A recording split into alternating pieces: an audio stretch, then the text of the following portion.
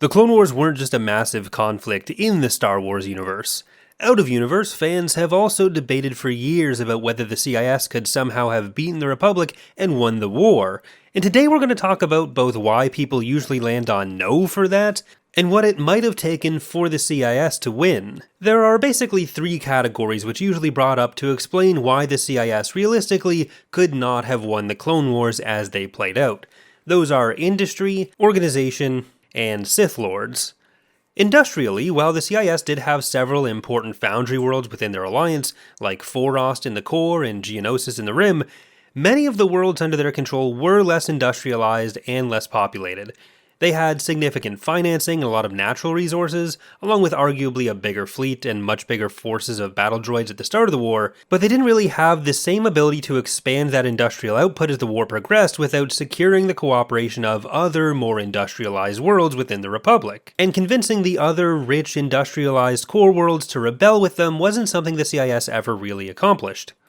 The Republic, on the other hand, controlled much more of the industrialized core, and as the war progressed, they were able to devote more and more of that industrial capacity to the creation of ships, vehicles, and other types of arms. Part of what made this possible is the second factor, organization. At the start of the war, the CIS held less territory than the Republic, and they mostly spent the early phases trying to prevent Republic incursions to what territory they did hold, per the Essential Guide to Warfare. Each side relied heavily on local militias and sector forces loyal to them, turning much of the war into a mess of local conflicts, which didn't really respect any concept of a front line. But when it came to the national-level militaries of each faction, while the forces provided by the Techno-Union, Trade Federation, Banking Clan, Commerce Guild, and other megacorporations were more powerful than the initial Republic judicial forces, and even the rapidly growing Grand Army of the Republic, both sides left a lot to be desired on the coordination front.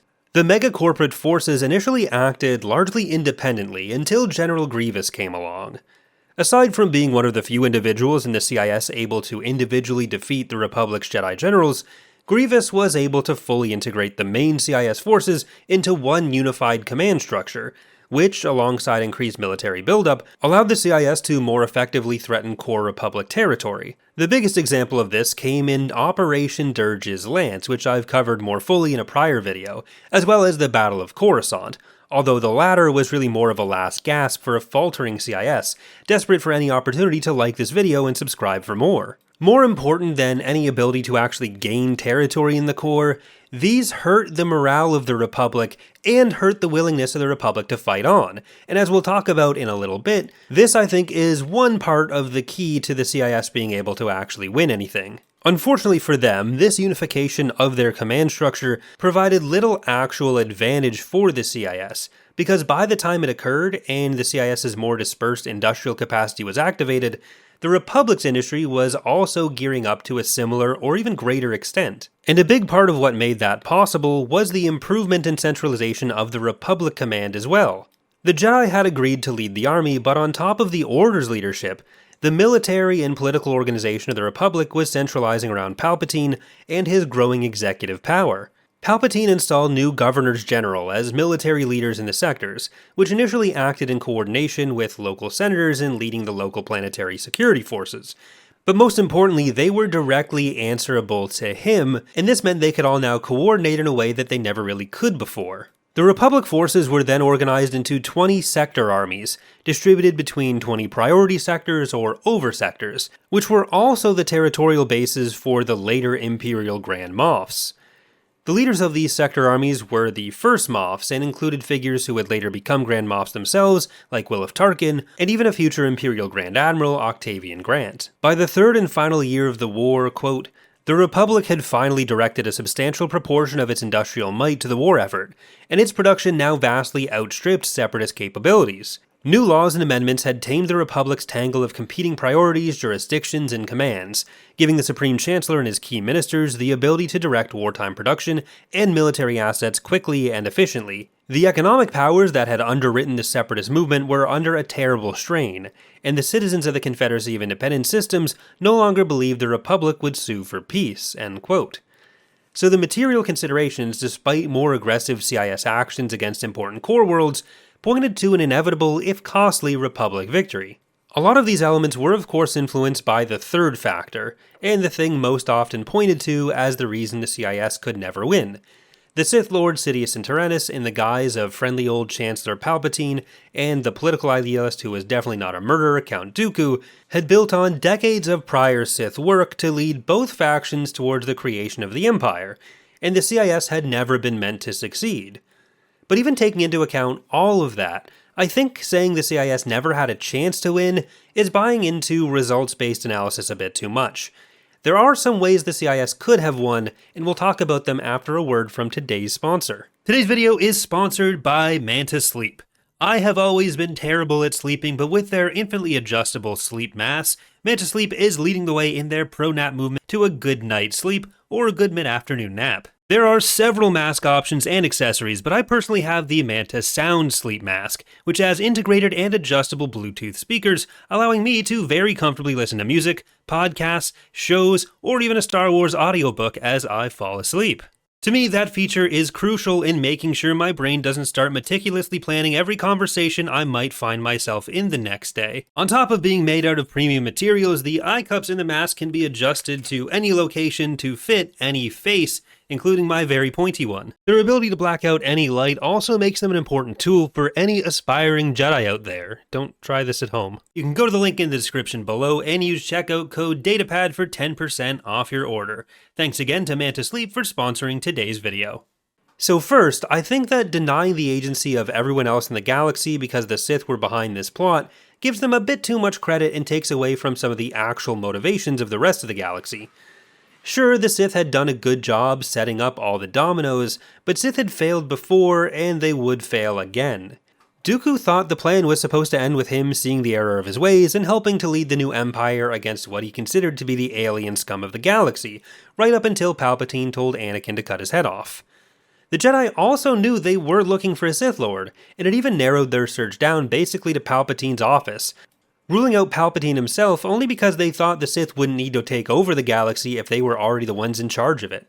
None of this is to say the Jedi were necessarily going to discover him, but there's nothing to say it was impossible for Palpatine to overplay his hand, get killed by someone who isn't in on the plan, or just choke on his lunch. So what does it actually take for the CIS to win?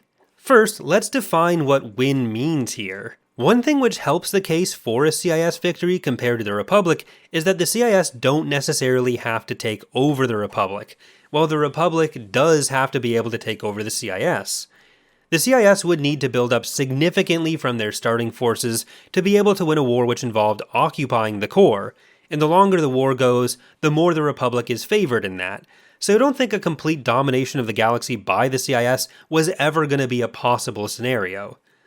Just as importantly though, especially for how we're approaching this video today, I don't think their failure can just be put down to saying they should have just Zerg rushed Coruscant instead of sieging Seleucami or whatever. It's easy for me to say they should have put more effort into controlling the major hyperspace lanes or something, but we really don't have enough information to base any actual tactical or strategic considerations off of. I don't think there's much I can say in that direction that doesn't just amount to, oh, if you think you're going to lose the battle, just don't. So I think it makes more sense for us to keep focusing on these kinds of broader goals and the forces behind them. That means we're looking at the CIS needing to establish themselves as being too risky or costly to keep fighting. Any kind of negotiated peace with increased autonomy or which leaves them as independent counts as a victory for them. And there were certainly those within the Senate and the Jedi Order who, throughout the war, didn't see an aggressive war to retake all the CIS-held territory as being in their interest or being something they should necessarily be morally involved in. The key here then is that while the CIS wasn't able to win a straight-up war of conquest, I actually don't think the Republic was able to either.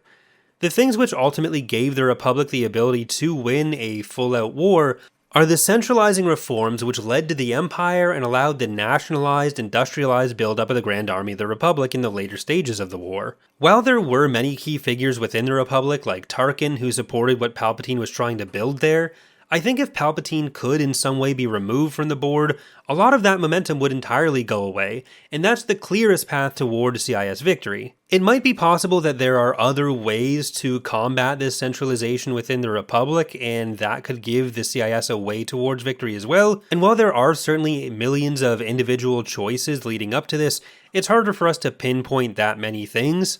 So I do want to just focus on the idea of Palpatine being removed, because I think that sets up the clearest, easiest path to victory. It's unreliable to hope that Palpatine would just choke on his lunch. So while I do think it's possible for something to have happened which removed Palpatine from power, I do want to emphasize that this is very much a long shot. Remember, we're not talking about any of this being equally likely as the actual outcome, we're just looking at what a CIS victory could require. The biggest opportunity for this to happen comes from the Jedi somehow figuring out what Sidious really was.